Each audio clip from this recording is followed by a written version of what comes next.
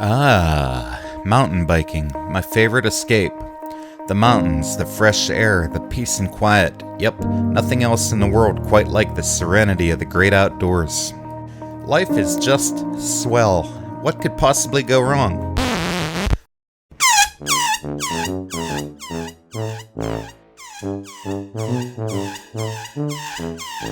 Oh no, where's that sound coming from? It's horrible. Is it my stem? Could it be my seat post? My seat mounts? Or my bottom bracket? Yep, it's my bottom bracket. So what are we gonna do? Change it, that's what we're gonna do. So enough nonsense. To do this job, you're going to need a few things. Of course, a maintenance stand would be advantageous. If you work on bikes and tune them up a fair amount, it would behoove you to have one. There are lots of inexpensive options out there, and I will be unboxing and reviewing the bike hand model in one of my future videos. It is definitely a lot of bang for the buck, and I bought it just to keep in my van to do field repairs and tune-ups. If you don't own a maintenance stand, you can flip your bike over to change out your bottom bracket. I will include the link for the bike hand stand in the description below. Let's gather a few tools.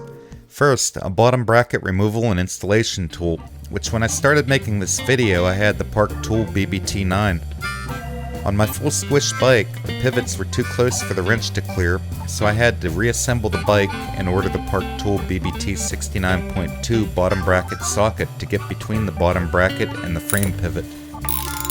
If you don't own one of these, you may want to consider this when purchasing one. I will post the links below.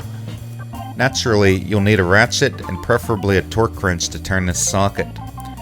You're going to need a crank puller, which mine's a Park Tool CWP7 compact crank puller. You'll also need an 8mm Allen wrench or crank tool.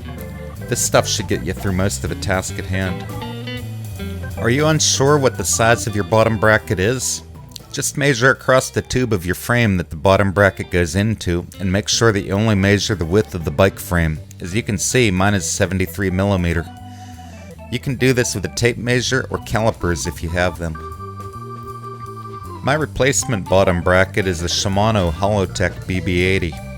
The sizing is marginal from 68 to 73mm. Your bottom bracket may differ in design from this one. They did not have color options when I ordered this, but I love the bling factor that the gold color creates. First, we are going to remove the crank.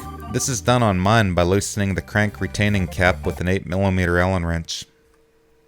Next, grab your crank puller, situate the rotating tip to suit your style of crank set, and make sure that the press part of the tool is backed all the way out, and then turn it hand tight into the standard 22mm inside threads of your crank arm.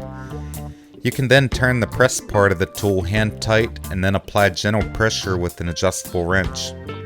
The crank should then back off of its splines with minimal effort as shown. The entire crank axle should pull out relatively easy, but if it is corroded, as many of them are, you can take a small block of wood and use the aid of a hammer to knock the crank out. Use caution not to hit the splines with the hammer. We can now remove the bottom bracket cups. When loosening these cups, make sure that the wrench is placed squarely so as not to booger the outer edges, as they are made of soft aluminum. A good way to remember when loosening these is the right side is left-handed thread and the left side is right-handed thread.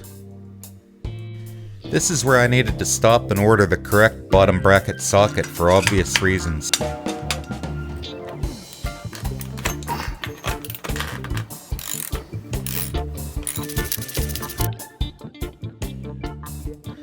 Once you have removed the cups, you can use your favorite solvent on the inside and scrub away the goop from the threads and tube.